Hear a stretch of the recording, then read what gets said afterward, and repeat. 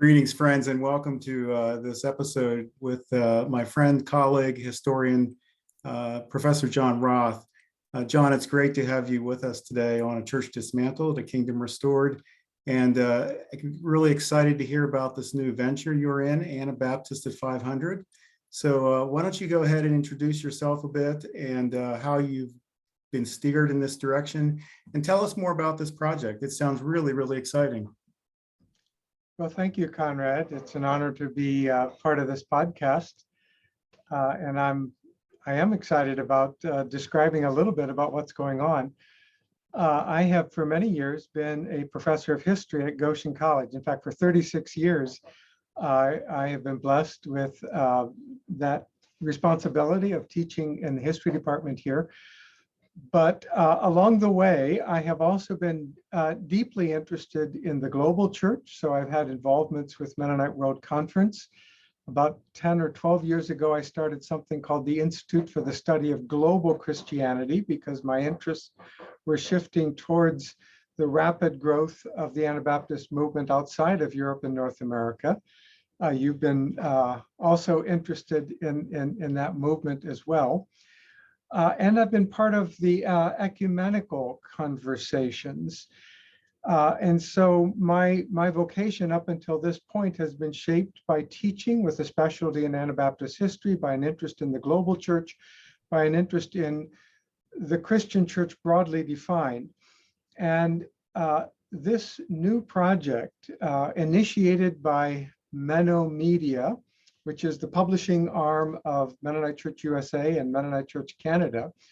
This new project is called Anabaptism at 500, and it's an effort to commemorate, to observe the 500th anniversary, at least the symbolic beginnings of the Anabaptist movement on January 15, 1525, with the first adult baptisms in Zurich, Switzerland. And to commemorate that event, the persistence, the renewal, the many expressions that this tradition has taken since then, and to do it in a way that is attentive to the global church and also recognizes that we continue to be part of a broader Christian family. So this project, which is focused mostly on a number of publications. There'll be some conferences as well. This project brings together many of the passions and interests and commitments that have shaped my life for the past 3.5 decades. So it sounds like something you would have dreamed up yourself. Almost. I mean, it feels like it was my wife or a colleague said, I think this job was made with you in mind. That's a little presumptuous. I'm sure there are many other people who would have also thrived as the project director. But I was at a point in my life where it seemed like this was an inviting, challenging, exciting next step. And I'm really grateful to be part of it. Well, it brings you to an intersection of so many of your interests and passions that you've had, as you said, the deep history of Anabaptism, and then the global church, the contemporary church. And so you bring with it such a wealth of knowledge and sensitivity and awareness to what's going on in the world and the church, and particularly the Mennonite community. John, can you talk about some of the publications that are part of this project? Sure. Menno Media for a long time has been associated with things like curriculum, with worship guides for congregations. And so there will be some elements of this commemoration that will find expression in Sunday school curriculum, in adult Bible studies, in worship materials. We're also envisioning a 365-day devotional, perhaps focused on this day in Anabaptist history or something like that. We have in mind a collection of essays reflecting on testimonies from, in many different contexts, why I am an Anabaptist Christian. We want to do a photo book, a coffee table book that will have high quality photos, and also then feature the contemporary church in witness in creative ways in various settings.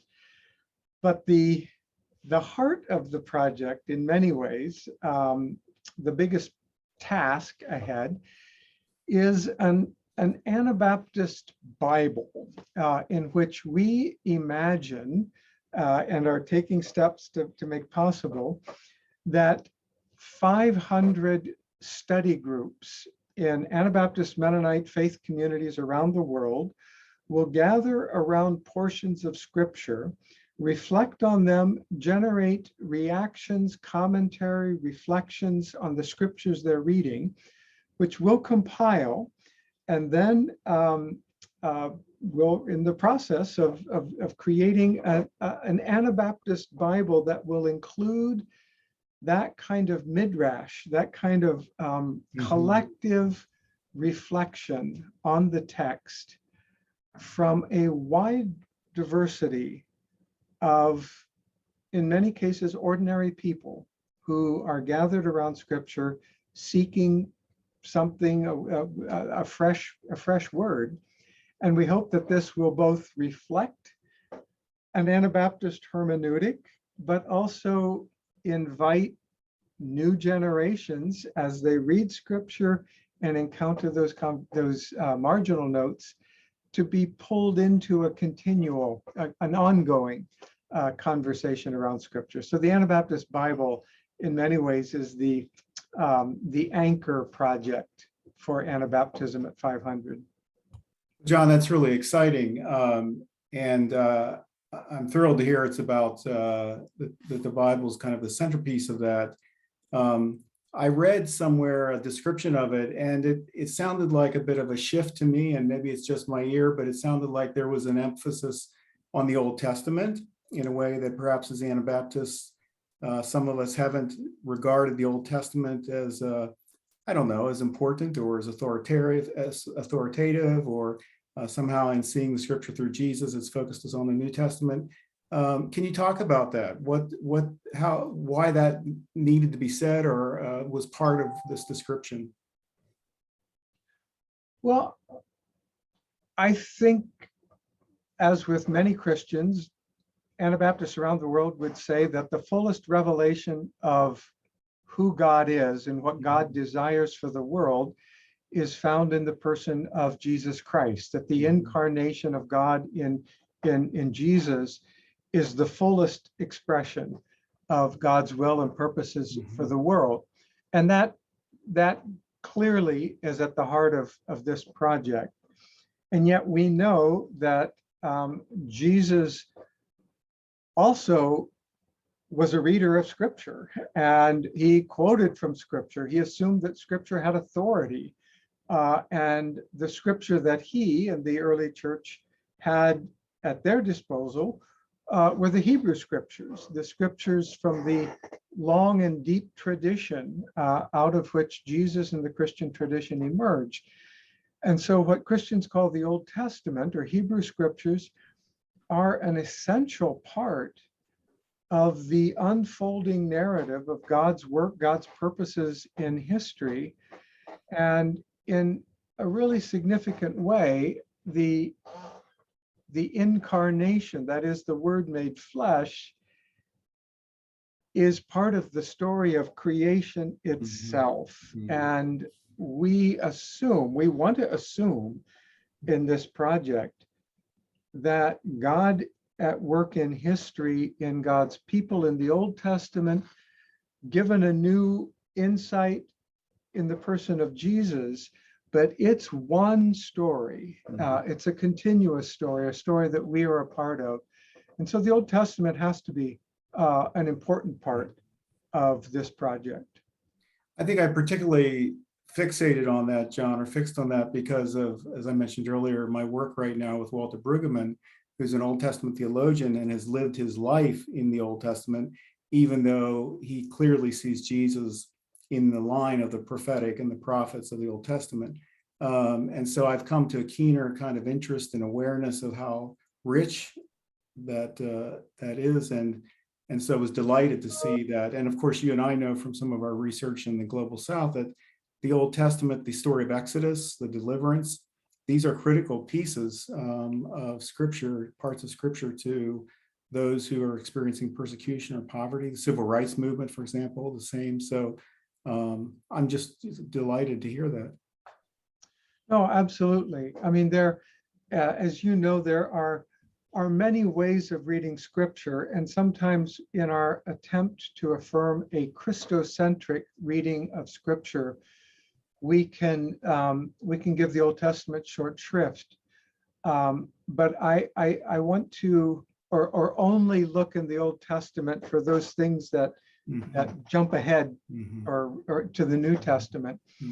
And I think there are ways of reading scripture Christocentrically that don't fall into the heresy of the Marcionites, who regarded the Old Testament as almost irrelevant to the revelation of God in Jesus. We want to be sensitive to that and avoid that tendency. So, John, when you imagine this book, when you see this book in your mind, where do these little commentaries go? Or how, if we take a text like Isaiah 53 and someone does something on that, where's it go? How do we find out what they've shared? Well, at the moment, this is still a project Sure. in formation, but at the moment we are thinking of sort of 4 categories of possible annotations. And so in our minds, as the 5, 6, or 8 people gather around the text, and so they're maybe reading Isaiah 53, we're inviting them to think historically. So are there examples in the Anabaptist Mennonite past where this scripture has been particularly relevant? And so maybe somebody would go to a scripture index of Menno Simon's writings and find a really succinct, insightful read on that text from our own tradition. So that might be one. We're interested in where it fits within the larger biblical context or narrative. So somebody might say, here is a scripture that is going to find resonance in the life and teachings of Jesus. Jesus is going to pick up on this text and refer to it. So the biblical context.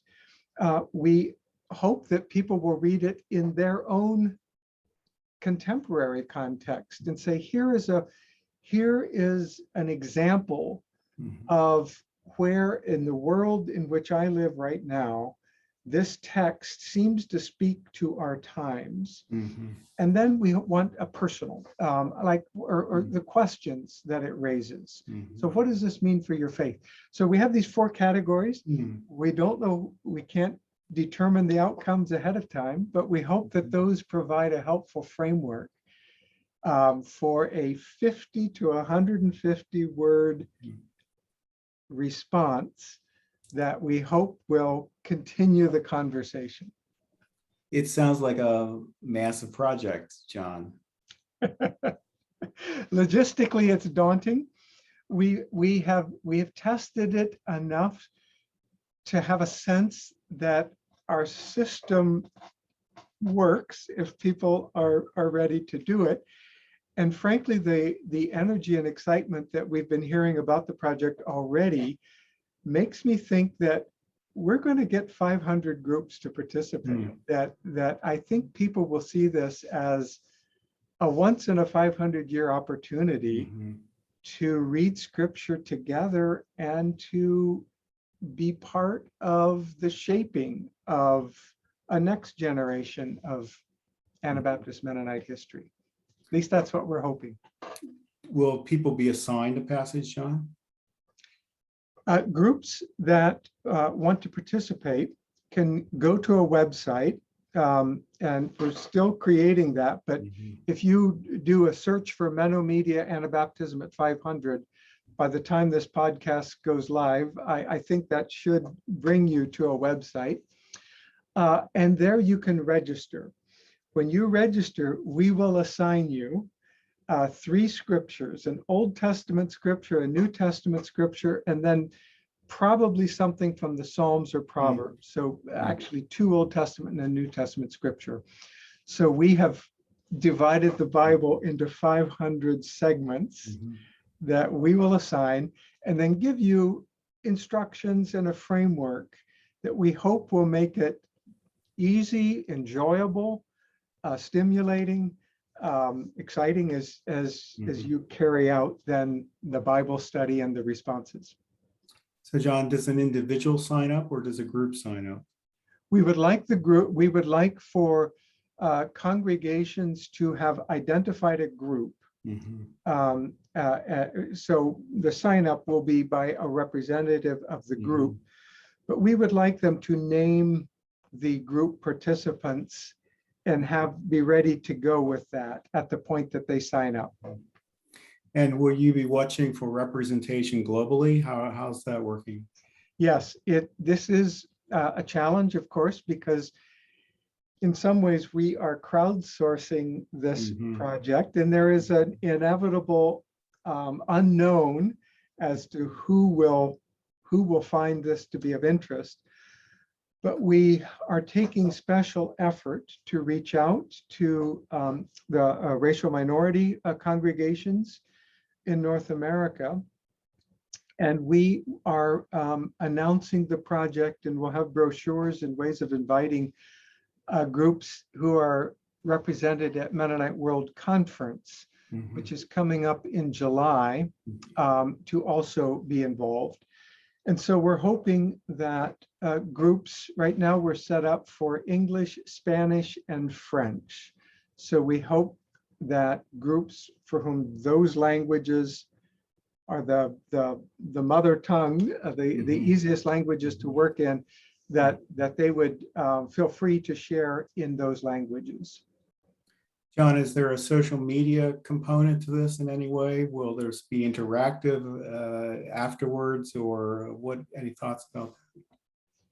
Yes, we are also in the process of meeting with a developer to prepare an app, which at this point is very early in its development stages. But that's precisely the hope, that this Anabaptist Bible would have both a print component to it, but that it would also open up the possibilities of extensions and other sorts of resources through the Anabaptist Bible app. For example, the Voices Together hymnal has many songs that emerge directly out of Scripture. And I would love if in the app version of the Anabaptist Bible, a user could be alerted to, and maybe even directly taken to a file that offers a rendition of a Scripture-based hymn that is part of the Voices Together hymnal. That's just one example. So John, what would the mothers and fathers 500 years ago think about this project? Any reflections on that? Well, I think none of us can fully anticipate what the world will look like to our grandchildren or great-grandchildren. We know that the world keeps changing. I hope that they would be delighted to see energy for ordinary people to gather around the words of Scripture, to draw on the insights of scholars. We are grateful that there are gifted biblical scholars who know the original languages and can give us tools, but that's not the last word. This is not a traditional study Bible in that sense. This is a Bible of conversation by ordinary people. And I think the earliest Anabaptists would have appreciated the sense that people who earnestly desire to know the will of God and to come to Scripture hungry for insights will find it. And I think they'd be pleased. I hope so. What is your best hope for the outcome, not the product, but the way it's used, John? What would your hope be for that? Well, the only way that a group or a tradition exists for 500 years is if there is a capacity for frequent ongoing renewal. Mm-hmm. And that has been the story of the Anabaptist Mennonite tradition. And that renewal has taken many forms. Sometimes it's old order renewal. Sometimes it's an embrace of culturally relevant, culturally progressive forms of renewal. Sometimes it's spirit-driven, sometimes it's ethical-driven. There's many, many expressions of renewal. I would be delighted at the end of this project if we would see a re-engagement with Scripture as leading to a fresh excitement among young people, among people at the edges of the Anabaptist tradition, people who have no previous association with this 500-year-old tradition, people who have been part of it but are feeling spiritually dead and inert. If a re-engagement with Scripture and an awareness that you are part of a family that is also interested in Scripture, if that could lead to renewal in many different forms, that would be a profound gift.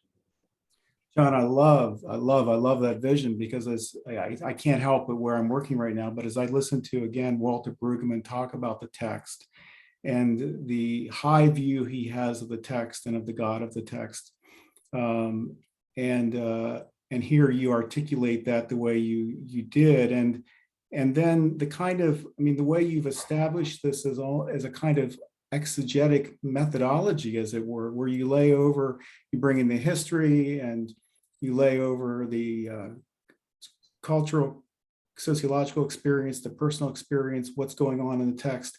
You've really designed this as a kind of exegesis, not just a nothing wrong with this, but not just a sitting around saying, what does this mean to me? But how do we exegete as a group, and what this means for us today? And I think that's really exciting, and I just really want to commend that.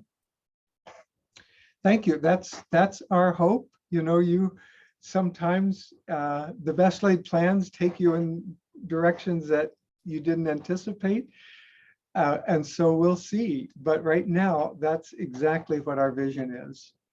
John, I'd like you to invite our listeners to become involved in any way they can support this project. So I know that there are costs involved here. Are there ways, if people are listening and they get excited about this, that they can be supportive of the project as individuals even, or as an organization? Absolutely. So again, this is an initiative undertaken by Menno Media, and it is a project. It is the largest project that they have done. They've needed to raise funds in addition to their operating funds, and that has been quite successful. But people who are interested in this project can absolutely support it directly. So if you go to mennomedia.com, I think that's right. You should be able to find a donate button, and you could designate Anabaptism at 500. Joe Hackman is the person who has been working most directly with that. But and so please consider supporting this financially. I hope even more that people listening to this podcast would say, well, why couldn't we get involved as a church? Why couldn't we could do a study group? I would love if everyone listening to this would become the catalyst to create a study group. It can be as simple as inviting 6 people, talk with the pastor, make sure that this is part of a bigger picture, that the church, we want your congregations to own this, but it doesn't take a lot of overhead. We're not looking for a permanent committee. We're looking for someone to be a catalyst. Ask, who are the 6 people that I know who are steeped in Scripture, who love to engage Scripture, And then register your group and participate by contributing to the study Bible.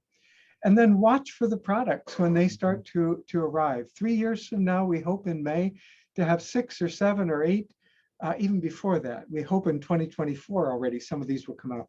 Watch for them, celebrate them in your congregations, integrate them into your devotional life, use them in Sunday school.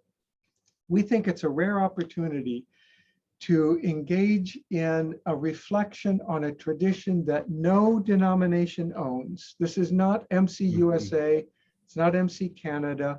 The Anabaptist tradition is bigger than all of us, and we hope that engagement with this project can reorient us around some things that we can agree on, that we can affirm, that can be life-giving to all of our various groups, no matter what group you find yourself in.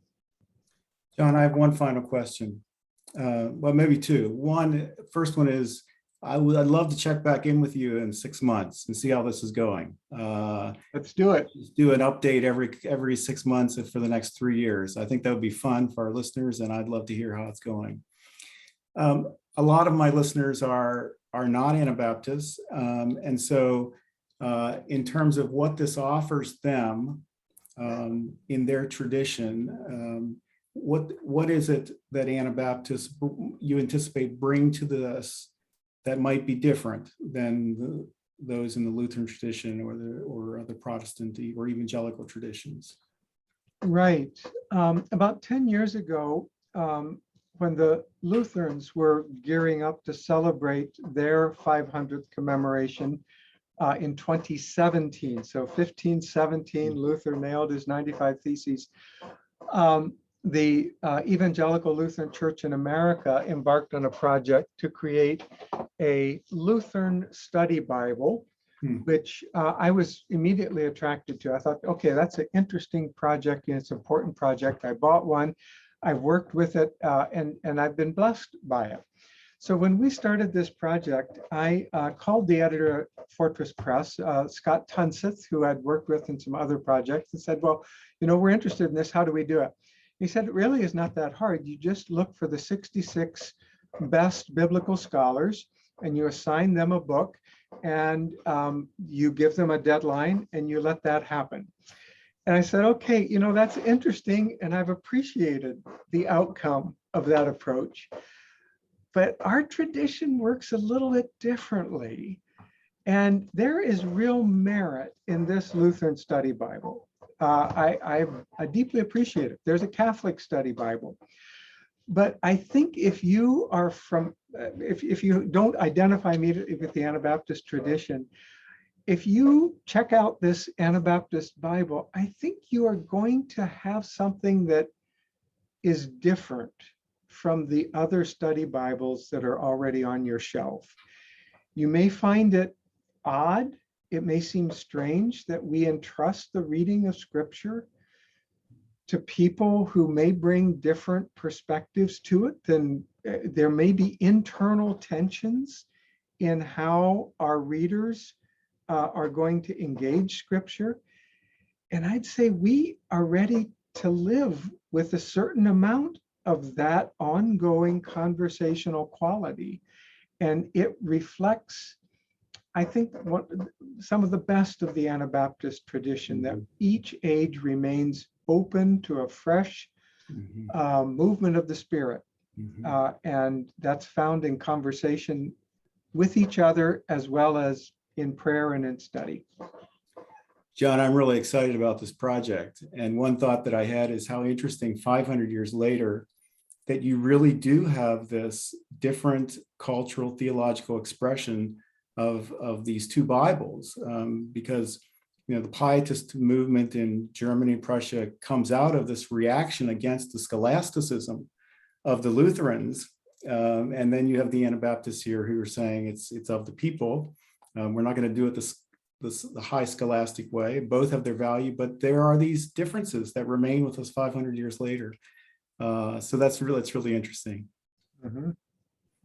John, thank you for being with us. It's been a gift to have you here. It's great to have worked with you in the past, and I look forward to being in touch in the future.